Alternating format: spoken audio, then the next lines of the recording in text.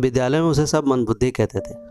उसके गुरुजन भी उससे नाराज रहते थे क्योंकि वह पढ़ने में बहुत कमज़ोर था और उसका बुद्धि का स्तर औसत से भी कम था। कक्षा में उसका प्रदर्शन हमेशा ही खराब रहता था और बच्चे उसका मजाक उड़ाने से कभी नहीं चूकते थे। पढ़ने जाना तो मानो एक सजा के समान हो गया था। वह जैसे ही कक्षा में घुसता और बच्चे उस पर हंसने लगते। कोई उसे महामूर्ख तो कोई उसे बैलों का राजा कहता था। यहाँ तक कि कुछ अध्यापक भी उसका मजाक उड़ाने से बाज नहीं आते थे। इन सब से परेशान होकर उसने स्कूल जाना ही छोड़ दिया। अब वह दिन भर इधर उधर भटकता और अपना समय बर्बाद करता। एक दिन इसी तरह कहीं से जा रहा था। घूमते घूमते उसे प्यास लग गई। वह इधर उधर पानी खोजने लगा। अंत में उसे एक कुआं दिखाई दिया।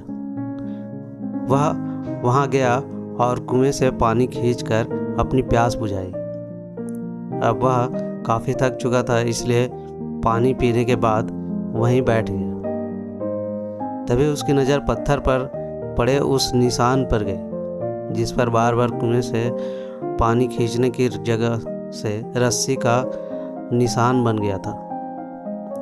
वह मन ही मन सोचने लगा कि जब बार बार पानी खींचने से इतने कठोर पत्थर पर भी रस्सी का निशान पड़ सकता है तो लगातार मेहनत करने से मुझे भी विद्या आ सकती है। उसने यह बात मन में बैठा ली और फिर से विद्यालय जाना शुरू कर दिया।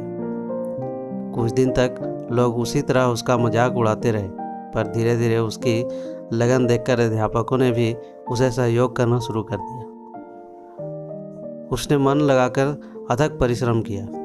कुछ सालों बाद वही विद्यार्थी प्रखंड वरदान के रूप में विख्यात हुआ, जिसने संस्कृत में बुद्ध बोध और लघु सिद्धांत कौमुदी जैसे ग्रंथों की रचना की। आशय यह है कि हम अपनी किसी भी कमजोरी पर जीत हासिल कर सकते हैं। बस ज़रूरत है कठिन परिश्रम और धैर्य के साथ अपने लक्ष्य के प्रति स्वयं को समर्पित करने की। तो ये थी आज की कहानी। कैसी लगी अपने दोस्तों के साथ शेयर कीजिए और कमेंट में ज़रूर बताइए। मिलते हैं एक ऐसे ही नई कहानी के साथ। तब तक के लिए धन्यवाद।